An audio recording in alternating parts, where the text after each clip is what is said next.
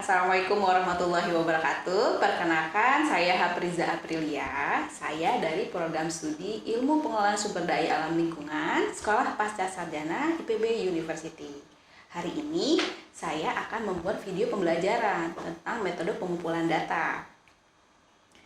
Oke, pengumpulan data yang dimaksud adalah pengumpulan data primer, di mana pengumpulan data primer itu terdiri observasi, yaitu pengamatan di lapangan. Yang kedua, percobaan, yaitu rancangan percobaan, yaitu ada rancangan percobaan lengkap, raw, atau rancangan percobaan sederhana. Yang ketiga, studi kualitatif, in-depth interview dan FGD. Yang keempat, melakukan survei, di mana survei itu bisa dilakukan secara lengkap atau sensus namanya, yaitu mengumpulkan data dari seluruh populasi. Yang kedua, dari survei itu adalah sampling, di mana sampling itu bukan data dari sebagian populasi. Nah, hari ini kita akan memfokuskan pada pembahasan detail tentang studi kualitatif, yaitu in-depth interview dan FGD.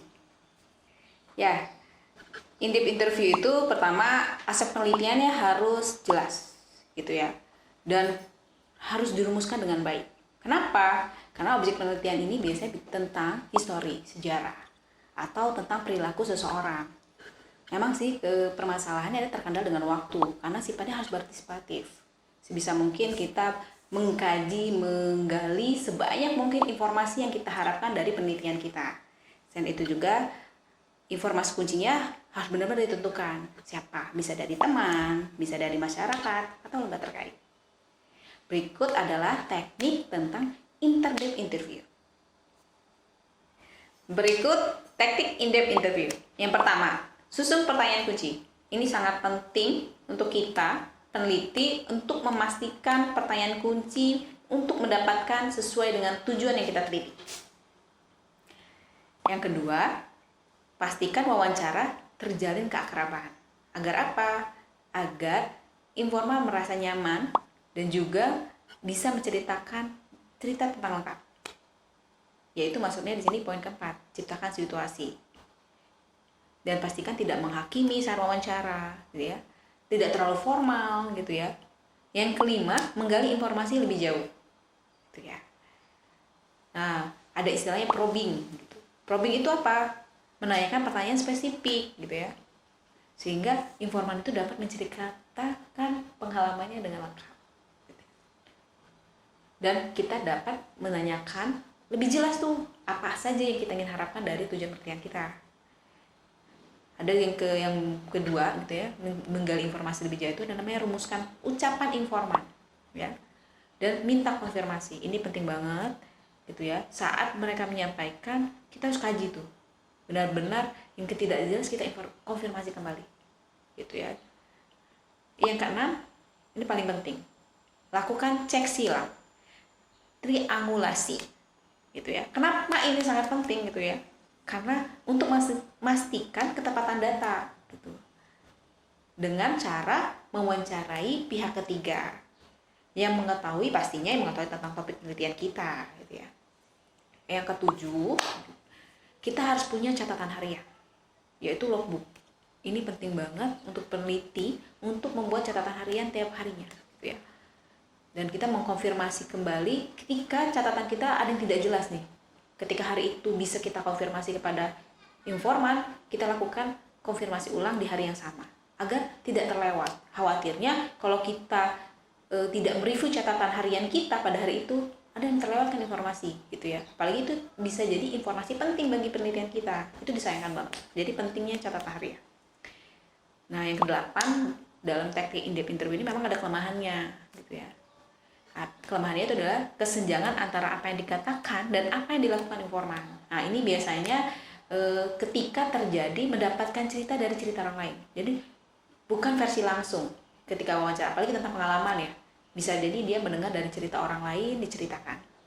Nah, berikut kita akan membuat salah satu teknik wawancara yang disarankan. Oke, nah hari ini kita akan memberikan salah satu contoh terkait rekomendasi wawancara yang tepat, in-depth interview yang tepat, gitu ya. Kita akan mewawancarai salah satu contoh informan terkait keselamatan kerja. Tadi sebelumnya kan sudah saya bilang bahwa saya penting kita menyusun pertanyaan kunci. Nah, di sini karena untuk contoh, pastikan kita harus mendapatkan informasi tentang biodata informan kita gitu ya. Begitu juga dengan ruang lingkup kerja terkait keselamatan kerjanya. Dan pertanyaan kuncinya adalah yang paling penting adalah seberapa penting sih selamat kerja di institusinya. Berikut kita lakukan wawancara. Oke, selamat siang Pak Putra. Terima kasih atas kesempatannya hari ini sudah berkenan untuk saya wawancarai terkait keselamatan kerja di institusi Bapak. Sebelumnya Pak Putra, perkenalkan saya Hapriza Aprilia. Saya kebetulan mahasiswa dari program studi Ilmu Pengembangan Sumber Daya Lingkungan di IPB kelas khusus tahun 2020 gitu ya. Nah, berkaitan dengan penelitian saya ingin meminta pengalaman Pak Putra nih, terutama tentang selamat kerja di institusinya. Sebelumnya, bolehkah saya diperkenalkan nama Pak Putra? Terus selain itu, sudah berapa lama kerja di institusi ini dan ruang lingkup kerjanya apa aja sih Pak? Baik Mbak Rija, perkenalkan nama saya Wanda Saputra. Saya bekerja di sini sejak 2012, awal Januari 2012 lebih tepatnya. Oke. Sudah dari 2020, hampir 8 tahun ya? Iya, Wah, waktu yang belum, masih singkat lah. Oh, masih singkat ya, tapi pengalaman sudah banyak pastinya ya terkait fokus pekerjaan Bapak. Ya, jadi saya bagian divisi unit SDM dan fasilitas. Jadi saya bagian teknisinya. Fasilitas mencakup pekerjaan instalasi listrik, pemeliharaan, perawatan, persiapan, perkuliahan, dan keselamatan gedung pun kita tetap mencakup juga. Generator set juga. Iya. Kalau misalkan terkait instalasi Pak, biasanya seperti apa tuh keselamatan kerjanya di selama proses pekerjaan instalasi ya? Terlebih resikonya menurut saya itu tinggi loh. Sangat tinggi. Jadi kita benar-benar harus menjaga keselamatan. Pokoknya kita tidak ingin terjadi kesalahan. Soalnya karena kita instalasi, kita berhubungan dengan kelistrikan, dengan tegangan tinggi, kita itu bisa kehilangan nyawa paling. Ya, jadi kita harus jaga safety-nya dari sepatu, sepatunya, dari sarung tangannya, penerangannya, alat-alatnya pun, toolsnya pun kita harus ya spesifik ya lebih. Ke situ ya. Iya, jadi benar-benar memastikan selama pekerjaan terutama yang beresiko tinggi harus memenuhi keselamatan atau safety ya dalam bekerja gitu ya. Terutama ini masih bukan masalah apa, tapi masalah nyawa ya. Betul sekali. Luar biasa ya. Jadi ini sebenarnya pahlawan di kantor nih kalau terkait instalasi. Bisa bilang begitu. Oke Pak Putra. Biasanya Pak Putra selama ini menurut Pak Putra apa sih yang dimaksud dengan keselamatan kerja, walaupun tadi sudah disebutkan ya safety, tapi untuk melihat seberapa penting sih sebenarnya keselamatan kerja di institusi Bapak? Mungkin artian jelasnya saya belum nggak paham, cuma yang saya tahu sih keselamatan K3 itu mungkin seperti usaha kita untuk menghilangkan kecelakaan kerja seperti itu, zero incident. Pokoknya seminimal mungkin menghilangkan semua usaha kita untuk menghilangkan kecelakaan itu. Jadi minimalisir kecelakaan selama proses kerja gitu ya maksudnya ya. Betul. Tapi kalau pentingnya seberapa penting sih Pak selamat kerja itu, terutama di bidang Bapak nih yang menurut saya kayaknya resikonya tinggi deh. Seberapa penting sih menurut Bapak? Iya, karena resikonya sangat penting. Jadi kita yang paling utama tuh safety-nya dulu. Ya, jadi jika tidak memenuhi syaratnya, kita tidak akan melakukannya. Seperti itu. Karena memang ya sangat safety-nya harus memang nomor satu pertama tuh. Pertama tuh safety yang paling pertama. Kita melihat dulu kondisi memungkinkan atau tidak ya Pak ya. Selain itu juga Pak, apalagi tuh? Selain pentingnya untuk mengetahui kondisi, terutama apa yang kita kerjakan, apakah dia memiliki resiko tinggi atau tidak sehingga dikerjakan, apalagi menurut Bapak selain itu? Mungkin ya masalah lingkungannya juga. Ya, harus kan lingkungan juga saat kita melakukan instalasi, lingkungan kita harus mencakup orang-orang itu kita tahu sedang melakukan perbaikan misalnya. Kita takutnya orang ada di bawah. Kenapa? Takutnya kita, makanya kita ruang lingkungan juga harus kita tetap dipastikan aman ya, gitu ya. Pertama tadi saya ulangi lagi, saya hanya memastikan nih Pak. Pertama kita takut nih kalau misalkan keselamatan orang lain di sekitar kita, maksudnya di lingkungan, kita pastikan bahwasanya saat kita bekerja orangnya tidak ada di sekitar atau tidak beresiko buat orang lain gitu ya maksudnya ya. Betul. Yang tadi yang pertama pastikan tahu dia punya resiko tinggi atau tidak, untuk memastikan kita mampu atau tidak sih mengerjakannya. Betul. Yang kedua adalah memastikan bahwasanya di lingkungan kita aman nggak nih kalau kita mengerjakan. Iya, betul sekali. Nah kalau misalkan peralatan K3-nya sendiri, kira-kira apa saja yang sudah ada dan apa sih yang perlu ditambah lagi nih buat kedepannya agar keselamatan kerja itu lebih aman lagi saat Bapak bekerja? Mungkin tiap tahun harus kita terus evaluasi. Tiap ada problem yang mungkin kita belum bisa kerjakan, kita mungkin bisa tanya ke yang lebih ahlinya, kita lebih butuh seorang ahli lagi, kita jadi improve skill terus seperti itu. Sangat butuh ya. Oke. Artinya maksudnya di sini berapa pentingnya ada pelatihan ya? Pelatihan yang sangat butuh agar pelatihan. Improve-nya. Iya, improvement kita juga. Keselamatan kerja juga. Jadi pelatihan itu penting banget ya, sangat penting bagian dari K3 ya. Oke. Ada lagi Pak terkait itu? Sudah cukup ya. Oke, saya rasa sih sudah cukup Pak. Ini terkait keselamatan kerja di institusi Bapak ini untuk melihat seberapa penting sih keselamatan kerja. Tadi terima kasih sekali sudah diingatkan bahwasanya kita harus tahu banget medan kerja kita.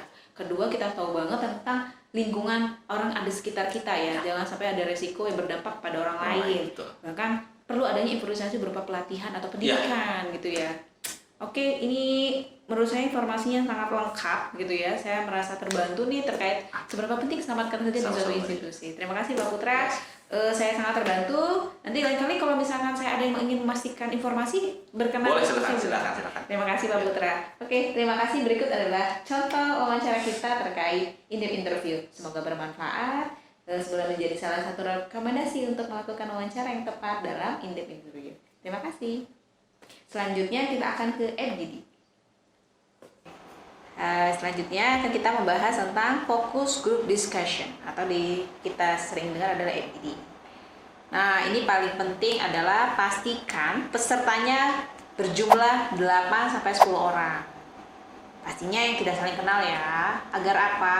Tidak terjadi konflik of interest atau terjadi konflik kepentingan. Nah, itu dihindari. Sebisa mungkin kita pertama terwakili dari semua aspek yang ingin kita teliti. Perwakilan baik itu misalkan perwakilan dari masyarakat ketika itu permasalahan terkait kelembagaan, ada perwakilan institusi misalkan, atau ada lembaga kemasyarakatan gitu ya. Yang kedua gitu ya, pastikan pada saat FGD dimulai itu dikendalikan oleh moderator.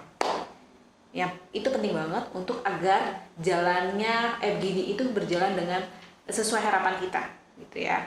Dan moderatornya ini harus paham masalah penelitian, tahu betul apa permasalahannya, tujuannya apa. Jadi benar-benar sudah by design. Nah, paling penting lagi nomor 3 adalah sebelum FGD pastikan harus presentasi gitu ya. Agar apa gitu ya? Fokus permasalahan sesuai apa yang kita kaji. Jadi dipaparkan dulu nih singkat apa sih yang kita kaji, misalkan permasalahan pengaman, apalagi tadi misalnya contohnya kelembagaan.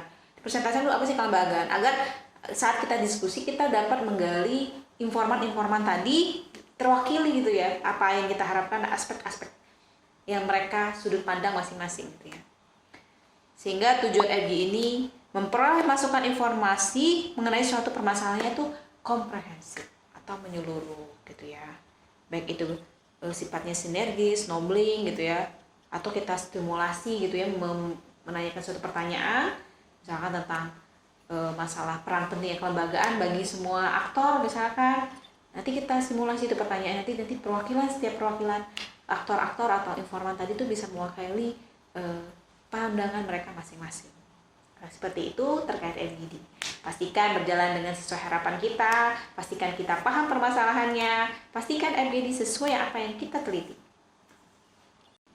Oke, tadi kita sudah mengulas tentang fokus pada primer data gitu ya, gitu atau data primer gitu ya, yaitu sudut kualitatif, in-depth interview dan FGD. Semoga video ini bermanfaat bagi semuanya gitu ya. Mohon maaf bila ada kesalahan. Sampai jumpa. Assalamualaikum warahmatullahi wabarakatuh.